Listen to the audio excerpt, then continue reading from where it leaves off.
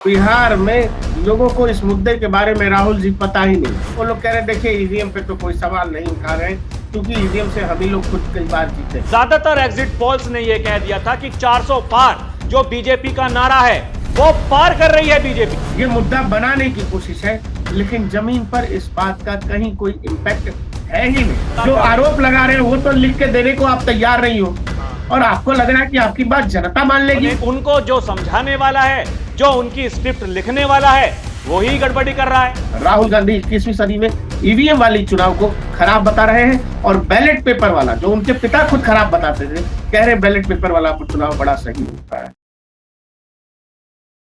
दर्शकों नमस्कार, DNP India देख रहे हैं आप, साथ हूं मैं आपके राहुल चौधरी। बात करेंगे नेता विपक्ष राहुल गांधी जी की और उनकी वोटर अधिकार यात्रा की, क्योंकि उस यात्रा में अब प्रियंका गांधी जी वो भी शामिल हो गई हैं और तमिलनाडु के सीएम एमके स्टैलिन वो भी उनके साथ दिखाई दिए। बहुत सारी बातें की जा रही हैं, बहुत सारे तर्क दिए जा रहे हैं। यह कहा जा रहा है कि ये वोट चोरी, ये आतंकवाद से भी बड़ी बात है। तो दर्शकों, बहुत सारी ऐसी बातें जो कही राहुल गांधी जी ने और उनकी बहन प्रियंका गांधी जी ने और जो एमके स्टैलिन या विपक्ष के नेता जितने भी हैं, तेजस्वी यादव हैं, वो क्या क्या कह रहे हैं और क्या ये सही है, क्या ये जनता को मूर्ख बनाया जा रहा है? इन दोनों में से कौन ठीक हो सकता है? चुनाव आयोग ठीक है या फिर जो विपक्ष के नेता कह रहे हैं वो ठीक है? क्योंकि जो बातें देखिए उन्होंने कही हैं, उनका यह कहना है कि जो गुजरात का मॉडल है वो आर्थिक मॉडल नहीं है, वो वोटों की चोरी का मॉडल है। और जो गुजरात में होता आ रहा था, यानी उस समय जो गुजरात के मुख्यमंत्री नरेंद्र मोदी थे वो लगातार जीतते आ रहे थे और 2014 में क्योंकि बीजेपी ने अपना चेहरा बनाया नरेंद्र मोदी को और बीजेपी सत्ता में आ गई, उसकी सरकार बन गई, उसके बाद से लेकर के अभी तक बीजेपी चुनाव नहीं हार रही है, तो फिर बीजेपी वोट चोरी कर रही है। और उनका यह कहना है कि जितने भी जो एग्जिट पोल्स होते हैं, ओपिनियन पोल्स होते हैं, वो सब गलत हो जाते हैं क्योंकि बीजेपी ये कहती है कि हम जीतेंगे। उनका यह कहना है कि जो एग्जिट पोल्स करने वाली जो संस्थाएं हैं वो ये कहती हैं कि कांग्रेस जीतेगी, लेकिन क्योंकि बीजेपी कहती है कि बीजेपी जीतेगी इसीलिए बीजेपी जीत जाती है। वो हरियाणा गिनवा रहे हैं, महाराष्ट्र गिनवा रहे हैं। मेरे सहयोगी प्रकाश हैं मेरे साथ। राहुल जी, दरअसल कांग्रेस 2014 के बाद से गलतफहमी की शिकार है। कांग्रेस को ये लगता है कि इंटरनेट पर, सोशल मीडिया पर, इंस्टाग्राम पर रील वायरल करना ही असल चुनाव लड़ना है। ट्विटर पर आप आए, किसी मुद्दे पर आपने 5 लाइन लिख दिया, वही असल चुनाव में प्रभावित करता है, वहीं से वोटर अपना मन बनाता है। सच ये है कि राहुल गांधी और विपक्ष के जो भी नेता बिहार में घूम रहे हैं, जिस मुद्दे के ऊपर घूम रहे हैं, मैं फिर कह रहा हूं, बाई एंड लार्ज पिक्चर जब आप पकड़िएगा तो बिहार में लोगों को इस मुद्दे के बारे में राहुल जी पता ही नहीं। लोग ये भी नहीं जानते हैं कि आखिर राहुल गांधी बिहार घूम किस मुद्दे पर रहे। आमतौर पर जैसे पूछिएगा तो लोग आपसे ये कह देंगे, अच्छा नेता है तो वोट के लिए घूम रहे होंगे, वो वोट मांगने के लिए घूम रहे हैं। लेकिन लोगों का वोट कट गया है, लोगों का वोट छीना जा रहा है, लोगों का वोट चोरी हो रहा है। हाल फिलहाल तो राहुल गांधी ने कह दिया, 6-6 साल के बच्चे कान में आके कह रहे वोट चोर गद्दी छोड़। हमें अभी तक वैसा बच्चा भी नहीं मिला है। हम उस बच्चे को भी ढूंढेंगे कि ऐसा कोई बच्चा बिहार में है कि नहीं। राहुल जी, सवाल यह है कि यह सारा नैरेटिव का गेम प्लान है। आपने प्रशांत किशोर को सुना होगा। प्रशांत किशोर क्या कह रहे हैं? प्रशांत किशोर इतने बड़े स्ट्रेटजिस्ट हैं, उन्होंने क्या कहा है अभी तक? हमने जो है आरजेडी के है कई बड़े नेताओं से बात की है ऑफ द रिकॉर्ड कि भाई साहब ईवीएम से चोरी होती है क्या ईवीएम गड़बड़ है क्या इलेक्शन कमीशन? वो लोग कह रहे हैं देखिए ईवीएम पे तो कोई सवाल नहीं उठा रहे क्योंकि ईवीएम से हम ही लोग खुद कई बार जीते। कुछ नेता आपको हमारे इंटरव्यूज जो हम लोगों ने किए हैं उसमें भी बोलते दिख जाएंगे। सवाल ये है कि जैसे पलायन, हमने पहले भी कहा राहुल जी कि जैसे बिहार में पलायन बिल्कुल बहुत बड़ा मुद्दा है, नीतीश सरकार पर बिल को लेकर इस पर जबरदस्त घेरा जा सकता है। दारूबंदी के मसले पर नीतीश सरकार को बिल्कुल जबरदस्त सवाल उठाए जा सकते हैं, घेरा जा सकता है, क्योंकि दारूबंदी बिहार में बुरी तरह से फेल है। राहुल, शिक्षा, स्वास्थ्य पर बिल्कुल सरकार को घेरा जा सकता है। लेकिन क्या वोट बंदी या वोट अधिकार या वोट चोरी का कोई मुद्दा है? आपके नेता बिहार के किसी हिस्से में घूम रहे हैं, आप कांग्रेस कार्यकर्ता हैं, आप बढ़िया म्यूजिक के साथ, बढ़िया बैकग्राउंड म्यूजिक के साथ आप ट्विटर पर ट्वीट कर दीजिए, एक्स कर दीजिए, अरे तूफान ला दिया आंधी, राहुल गांधी ने आंधी ला दिया, लेकिन जमीन पर वो बात है ही नहीं, है ही नहीं। आज दरभंगा मुजफ्फरपुर में घूम रहे हैं, अरे दरभंगा मुजफ्फरपुर में जब घूम रहे हैं तो आसपास के जिलों में तो तूफान मच जाना चाहिए। हाँ, लेकिन आप समस्तीपुर चले जाइए, सीतामढ़ी चले जाइए, शायद आपको वहां कुछ लगेगा ही नहीं।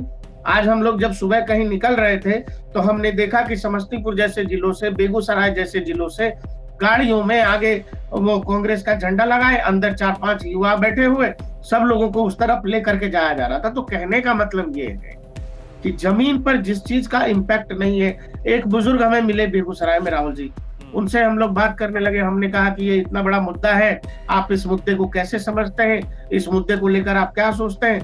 तो वो कहने लगे ये मुद्दा है ही नहीं, ये बनावटी का मुद्दा है, ये मुद्दा बनाया जा, ये मुद्दा बनाने की कोशिश है, लेकिन जमीन पर इस बात का कहीं कोई इम्पैक्ट है ही नहीं।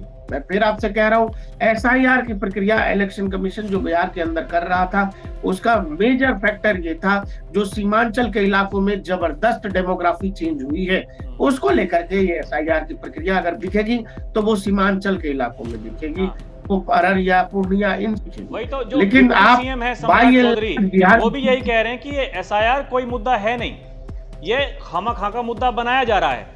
2-3 सवाल हैं जो आज राहुल गांधी ने जो भाषण दिया, उन्हीं में से ये सवाल उठते हैं प्रकाश भाई, और इन पर बात करना वो इसलिए जरूरी है क्योंकि जो उन्होंने कहा है, उन्होंने कहा कि जितने भी एग्जिट पोल्स थे वो सभी गलत हो गए 2014 में। एक बात, 2014 में सरकार किसकी थी?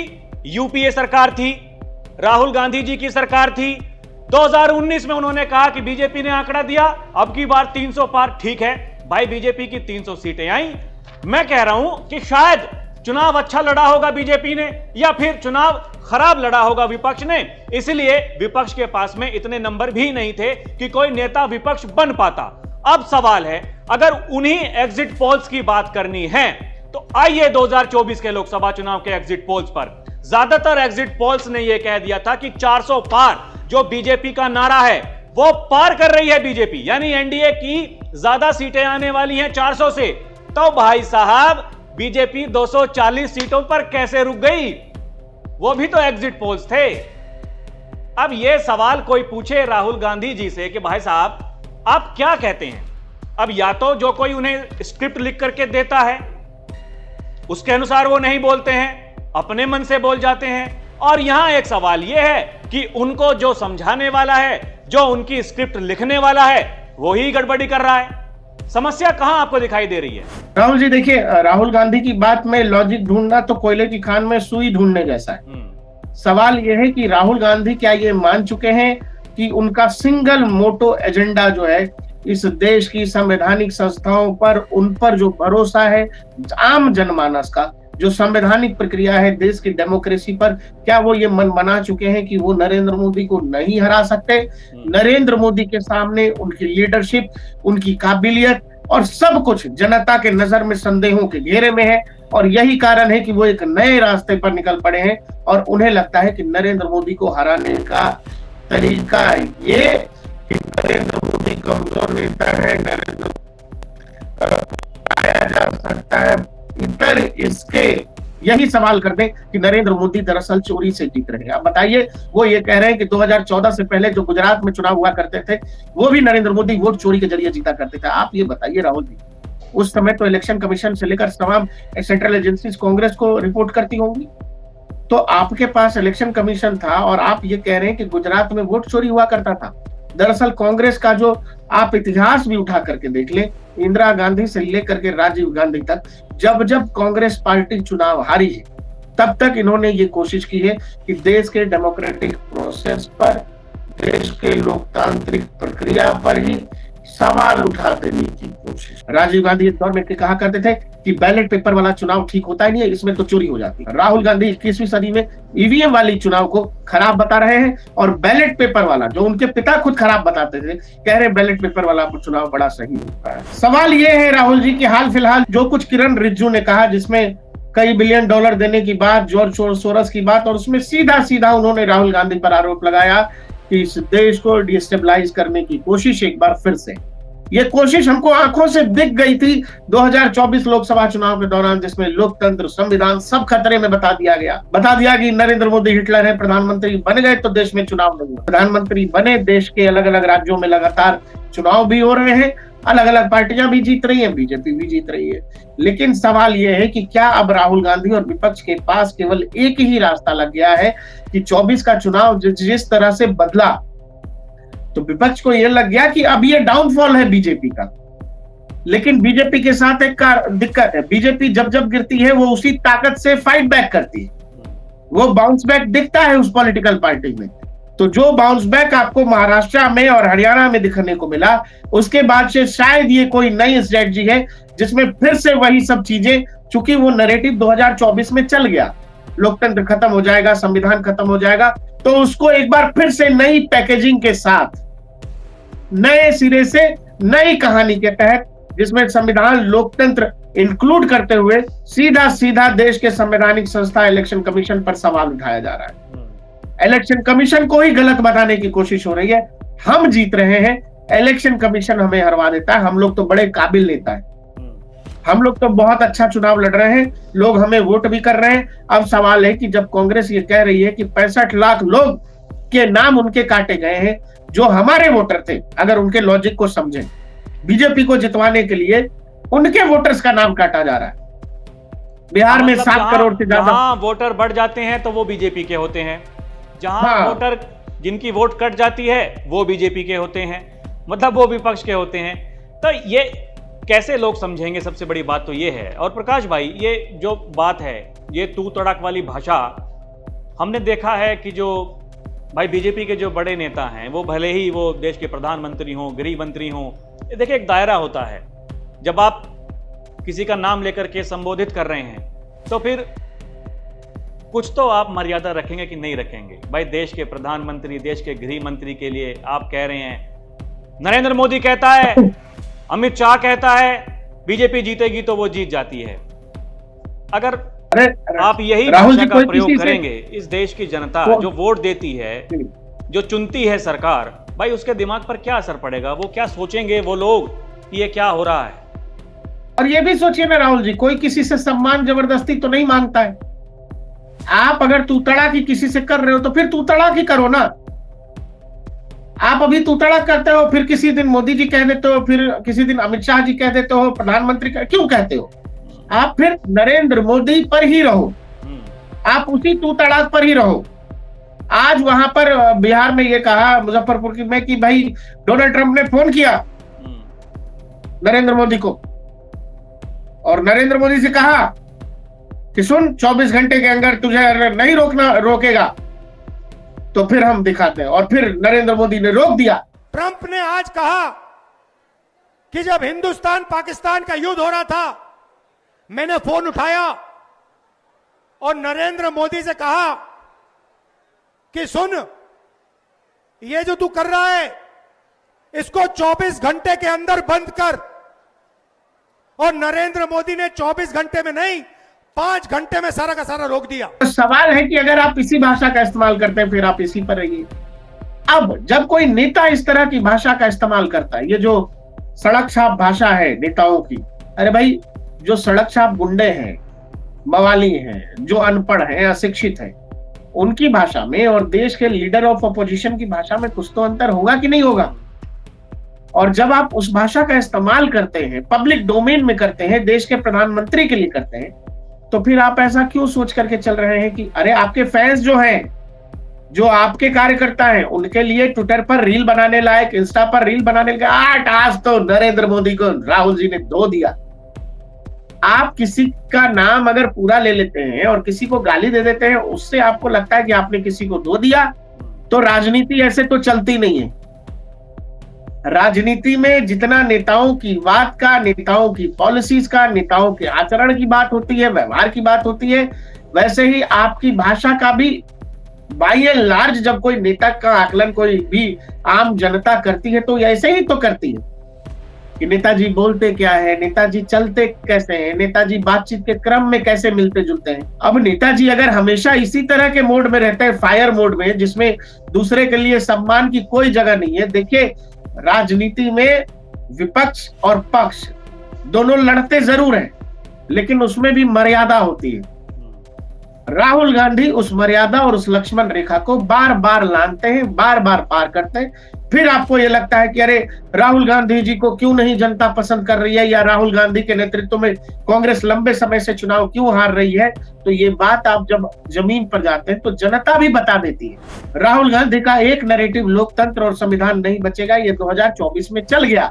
अब उसी को नए सिरे से पैकेजिंग के साथ एक बार फिर से बिहार चुनावों से पहले करने की कोशिश है, और संभव है कि इस बात का अंदाजा भी शायद पॉलिटिकल पार्टियों को है जो लोग इसमें शामिल हैं, कि बिहार चुनाव के नतीजे क्या होने वाले हैं। और अगर वो नतीजे होते हैं तो फिर कल को ये कहना आसान हो जाएगा कि देखिए, हम तो कह रहे थे कि ये लोग इलेक्शन कमीशन और बीजेपी के साथ मिलकर के वोट चोरी कर रहे हैं। मैं बड़ा आश्चर्यचकित हूं कि जो व्यक्ति, जो पॉलिटिकल पार्टी किसी मुद्दे को ऐसे उठा रही है, वो चीज अगर इतना बड़ा जन आंदोलन और जनाक्रोश है तो जमीन पे दिखाई क्यों नहीं दे रहा। आप किसी भी वोटर से बात करिएगा तो कहेगा कि पलायन का मुद्दा है जी, नौकरी का मुद्दा है जी, लेकिन वो साथ में ये नहीं कहता है कि वोट चोरी का मुद्दा है, हमारा वोट छिन गया है, हमारा वोट कट गया है। ये बात नहीं है। अब आपको लगता है कि आप बार बार तू तड़ाक करके आप सामने वाले के सम्मान में कमी कर देंगे, इससे सामने वाला पैनिक हो जाएगा, इससे उसके पद और प्रतिष्ठा पर कोई आंच आ जाएगी, इससे देश की जनता के प्रति के मन में नरेंद्र मोदी के प्रति कोई संदेह पैदा हो जाएगा। तो वो सब नहीं। नरेंद्र मोदी ने जो राजनीतिक आचरण के प्रति, जो नरेंद्र मोदी के जो कह लीजिए जो पैमाने हैं, उन पैमानों पर जो राजनीतिक आदर्श के पैमाने हैं वो, और जो कुछ राहुल गांधी कर रहे हैं वो, जब आप उनमें आपस में जब उनको आंकेंगे तो उसमें आसमान जमीन का फर्क दिखाई देता है। ये फर्क केवल हमें आपको नहीं दिखाई देता है, ये सब आकलन देश की जनता भी करती है। तो आप आइएगा, आप बरगलाइएगा, आप झूठ बोलिएगा, जो चीज हो नहीं रहा है आप वो बोलिएगा। अरे भाई, आप कह रहे हो इलेक्शन कमीशन चोरी करा रहा है, आप कह रहे हो इलेक्शन कमीशन बीजेपी के साथ वोट चोरी करता है और मोदी को प्रधानमंत्री बनाता है। भाई और बहनों, मैं आपको गारंटी देके कह रहा हूं, और अच्छी तरह सुनिए, नरेंद्र मोदी वोट चोरी करके चुनाव जीतता है। नरेंद्र मोदी वोट चोरी करके, वोट कटवा के, वोट बढ़ा के चुनाव जीतता है, और नरेंद्र मोदी और अमित शाह की मदद हिंदुस्तान का इलेक्शन कमीशन करता है। भाई, जैसा कि देश के गृह मंत्री अमित शाह ने एक बार नहीं कई बार उन्होंने ये कहा है कि देखिए, हमने कहा था कि जब हम सरकार में आएंगे तो 30 साल तक सरकार में रहेंगे, मतलब 10 साल हो चुके। वो कहते हैं कि 20 साल और हम सरकार में रहेंगे, क्योंकि आपके कारनामे ऐसे हैं, आप जहां बैठे हो वहीं बैठे रहोगे। उसी बात को भी देखिए, उस बात को भी लेकर राहुल गांधी जी ये कह रहे हैं कि देश के गृह मंत्री ऐसा क्यों बोल रहे हैं। इसका मतलब चुनाव आयोग और बीजेपी मिला हुआ है। अगर अब राहुल जी ये सामान्य लॉजिक है, बात कह दे राहुल गांधी कि चुनाव आयोग और बीजेपी इसलिए मिला हुआ है क्योंकि गृह मंत्री अमित शाह ये कह रहे हैं कि हम ही सरकार में रहने वाले हैं। वो तो साफ तौर पर ये, अब ये क्या उन्हें समझ में नहीं आता? क्या उन्हें ये पता चल चुका है कि भाई साहब कुछ भी कर लो, आप चुनाव नहीं जीत पाओगे? और इसीलिए ये वोट चोरी, डकैती, अब तो आतंकवाद भी घुस गया इसमें। इस वोट चोरी को, एसआईआर को बताया जा रहा है कि ये आतंकवाद से भी खतरनाक है। मतलब इस तरह की भाषा, इस तरह के शब्द एक संवैधानिक संस्था के लिए, और ये कब तक चलेगा? राहुल जी, मेरा आपसे एक सवाल है, अगले 25 साल तक क्या बांग्लादेश की टीम भारतीय क्रिकेट टीम को मैच में हरा सकती है? आप बताइए। क्या जिम्बाब्वे की टीम, क्या केनिया की टीम, क्या नामीबिया की टीम भारतीय क्रिकेट टीम को हरा सकती है? तो जवाब है नहीं हरा सकती है भाई। तो कुछ चीजें आंखों से दिख जाती हैं।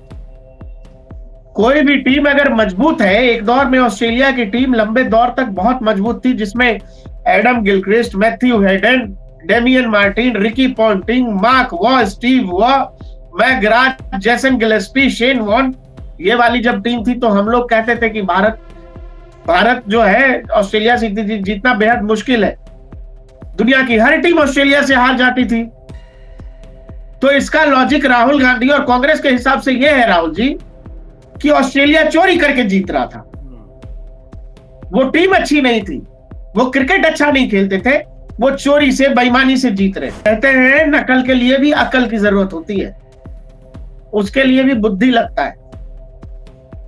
अब आप ये बताओ कि अगर आप बीजेपी की लीडरशिप देख लो और कांग्रेस की लीडरशिप देख लो, आप तो पत्रकार होके आते हैं, इस देश की जनता भी ऐसे आंकती है, तो दोनों टीम जब आप देखेंगे तो कौन सी टीम मजबूत लग रही है, कौन सी टीम हमेशा जमीन पे रहती है, कौन सी टीम एक इलेक्शन खत्म होता है दूसरे इलेक्शन की तैयारी में लग जाती है। हाँ ये सब दिखता है भाई। जाकर के जब बात करते हैं, शायद आप भी बात कर रहे होंगे, हमें जो कहा जाता है लोग यही कहते हैं, और ये गांव देहात में जो लोग सियासी गलियारों में ये चर्चाएं होती हैं कि बीजेपी वो 24/7 24 घंटे और 5 साल, एक चुनाव खत्म हुआ तो दूसरे चुनाव की वो शुरुआत कर देते हैं, तैयारी करनी शुरू कर देते हैं कि देखिए अब अगला चुनाव है, ये तो हमने जीत लिया लेकिन हम अगले चुनाव की हम तैयारी कर रहे हैं। अब क्या इतनी मेहनत ये विपक्ष की जो पार्टियां हैं, वो भले ही कांग्रेस हो, वो भले ही आरजेडी हो, सपा हो, कोई भी पार्टी हो, क्या उस लेवल की तैयारी नहीं हो पा रही है?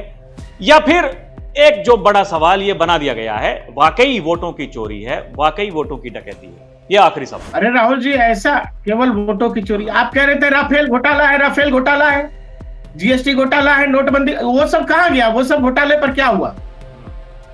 तो आप ऐसा तो है नहीं कि नया मार्केट में कोई आरोप लेकर के आए हैं, आप इससे पहले बहुत बार आरोप लेकर के मार्केट में आए हैं, और आप ये चाहते हैं कि चूंकि सरकार पर, प्रधानमंत्री पर भ्रष्टाचार तो चिपक नहीं रहा है, तो कोई भी चीज जबरदस्ती चिपकाई जाए, लगाई जाए। आपकी सरकार यूपीए 2 पर भ्रष्टाचार चस्पा था, देश में दिख रहा था, एक एक आदमी कह रहा था चोरों की सरकार है, बेईमानों की सरकार है, नहीं चाहिए, जानी चाहिए। आपकी सरकार के ऊपर मनमोहन सिंह ईमानदार थे, लेकिन इर्द गिर्द नेताओं जो सब जेल गए, बाद में जमानत पर रिहा हुए, उन सब पर भ्रष्टाचार के मुद्दे चिपके, और भ्रष्टाचार इस कदर चिपका कि आपकी सरकार को जाना पड़ा। आप वो काम नहीं कर पा रहे हो, जनता की नजर में भ्रष्टाचार कोई मुद्दा आप आज के दौर में नहीं बना पा रहे हो, क्योंकि नरेंद्र मोदी जैसा लीडर है, उस पर जनता पर आप कोई कहते भी हो, जनता उस बात को मान नहीं रही है, क्योंकि बहुत कुछ सामने से प्रधानमंत्री आकर के सीधे रूबरू हो जाते हैं जनता से, तो आपको वो कमी खल रही है। तो आपने एक नया रास्ता शिगुफा निकाला है कि नहीं, ये तो भ्रष्टाचार और इन मुद्दों पर तो घेरना बड़ा मुश्किल है, देश मजबूत है या कमजोर है, इस पर देश को बड़ा घेरना मुश्किल है, आर्थिक गतिविधियों पर देश को घेरना बड़ा मुश्किल है, क्योंकि दुनिया जानती है कि भारत की आर्थिक प्रगति हो रही है, भारत की सैन्य प्रगति हो रही है। तो अब आप ये बताना चाहते हो कि नहीं नहीं नहीं नहीं नहीं, ये लोग चोरी से जीत रहे हैं, नरेंद्र मोदी कोई बड़ा लीडर नहीं है, नरेंद्र मोदी यूं ही है, ये लोग चोरी से जीतते हैं। कोई भी स्टूडेंट जो लंबे समय से अपने क्लास में टॉप कर रहा है और वो ये कह रहा है कि हम आने वाले समय में आईएएस बन जाएंगे, आईपीएस बन जाएंगे, टॉप करेंगे, राहुल गांधी के लॉजिक के हिसाब से, चूंकि वो अगले 20 साल की बात कर रहा है, वो आगे भी टॉप करने की बात कर रहा है, तो वो चोरी कर रहा है। तो भाई इस लॉजिक को तो सलाम है कर रही है। करके बात यह है कि मान चुके हैं कि जो गृह मंत्री कह रहे हैं वो सच है, 20 साल विपक्ष में, वही बात है, वही बात है, वही बात है। इनको ये लगता है कि बढ़ सकते हैं, कम ज्यादा हो सकते हैं, लेकिन मतलब ये तय है कि 20 साल अब तैयारी कोई करनी है नहीं, बस खाली वोटर अधिकार यात्रा निकालते रहो, लोगों में भ्रम फैलाते रहो, झूठे जो वोटर हैं उनको सामने। राहुल गांधी और कांग्रेस ये दावा कर सकते हैं कि इस मुद्दे पर तब तक वो लोग लड़ते रहेंगे जब तक कुछ सटीक निकल करके नहीं आएगा। अगले 5 साल तक इसी मुद्दे पर अड्डा गिराने की क्षमता है। हलफनामा नहीं दे पाए हैं, नहीं दे पाए। चुनाव आयोग यही तो कह रहा है, जो कह रहे हो, इंतजार, जो आरोप लगा रहे हो, वो तो लिख के देने को आप तैयार नहीं हो, और आपको लग रहा है कि आपकी बात जनता मान लेगी। अरे भाई, आपकी कही गई बात पर आपको भरोसा नहीं है, शिकायत कर दीजिए हाईकोर्ट में। कह तो रहा है चुनाव आयोग, रास्ता है, जा सकते हैं आप हाईकोर्ट में, क्यों नहीं जा रहे हैं? तो देश की जनता इतनी बेवकूफ नहीं है राहुल जी, देश की जनता सब समझ रही है, देख रही है, और सच ये है कि एसआईआर बिहार की जमीन पर कोई मुद्दा है ही नहीं। बाय एंड लार्ज पिक्चर में आपको ये मुद्दा जमीन पर दिखता ही नहीं है। तो दर्शकों, वोटर अधिकार यात्रा तो चल रही है और देखिए ये जो सोशल मीडिया पर तमाम खबरें हैं कि देखिए एकदम माहौल बना दिया है। राहुल गांधी, प्रियंका गांधी वहां पर हैं, तेजस्वी यादव वहां पर हैं और जो दूसरे घटक दल हैं उनके नेता भी वहां पर पहुंच रहे हैं और विपक्ष एक तरीके से कह लीजिए कि लामबंद होता हुआ दिखाई दे रहा है इस वोटों की डकैती के खिलाफ। लेकिन सवाल वही है, अगर गृह मंत्री अमित शाह ने यह कह दिया और उन्होंने एक बार नहीं, देखिए संसद में खड़े होकर भी यह कहा कि आपके जो कारनामे हैं वो ऐसे हैं, जहां हो वहीं रहोगे, अगले 20 साल वहीं रहोगे। क्योंकि देखिए 20 साल की राजनीति, उन्होंने अपनी उम्र भी गिनवाई। देश के गृह मंत्री अमित शाह ने उन्होंने कहा कि मैं 60s में हूं और 20 साल की सक्रिय राजनीति अभी है। इसका मतलब है कि 20 साल में, क्योंकि हम मेहनत करेंगे। लेकिन एक तरफ यह कहा जा रहा है कि ये 2014 से पहले जो गुजरात मॉडल था वोटों की चोरी का, 2014 के बाद में ये राष्ट्रीय स्तर पर बीजेपी लेकर के आ गई। सवाल यहां भी बहुत सारे दर्शकों आपके लिए हम छोड़ करके जा रहे हैं, यही 2014 के बाद में बीजेपी क्या सभी राज्यों में अपनी सरकार बना पाई? क्या बीजेपी कोई चुनाव नहीं हारी? और क्योंकि 2014 में सरकार यूपीए की थी, तो फिर जैसा कि वो कह रहे हैं कि सरकार के इशारे पर चुनाव आयोग काम कर रहा है, तो फिर चुनाव आयोग ने उस समय आपके इशारे पर काम क्यों नहीं किया था? आपके अनुसार एग्जिट पोल्स गलत क्यों हुए थे? 2004 के एग्जिट पोल्स गलत क्यों हुए थे? उस समय बीजेपी की सरकार थी, लेकिन जनता ने आपको चुना, आपकी सरकार बनी, आप 10 साल तक सरकार में रहे। उसके बाद बीजेपी ने कमबैक किया, उसके बाद 10 साल बाद आप 54 से 99 पर आ गए। आपको लगा कि देखिए ये आपकी बड़ी जीत है, अब तो यहां से बीजेपी का डाउनफॉल शुरू हो जाएगा। लेकिन ये जनता जनार्दन है, हर चुनाव के मुद्दे अलग होते हैं, हर बार चुनाव अलग तरीके से लड़ा जाता है। दर्शकों, आपको क्या लगता है? हमें कमेंट करके जरूर बताइएगा। अभी के लिए इतना ही। आप देखते रहें डीएनपी इंडिया, हर खबर भरोसे के साथ। नमस्कार, जय हिंद।